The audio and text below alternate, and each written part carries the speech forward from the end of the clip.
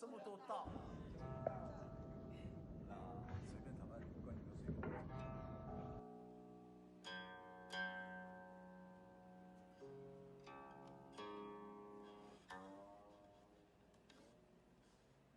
那比如说是有那种拓本的，有复印的，还有是就是做在玻璃里面的、雕刻的都有。然后甚至呢，就想到了大家其实可以来抄，我们抄的这些东西也都是出版物了。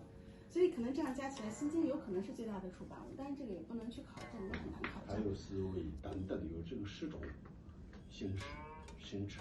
这个里面的第一个就是一给纸吧，一给就是文字嘛，纸吧就是写字，就是书啊这个。所以自古以来，为什么很多的高僧大德啊，就是修行人为什么重视抄经？有这，而且我发现在华人的这种文化里面也抄经。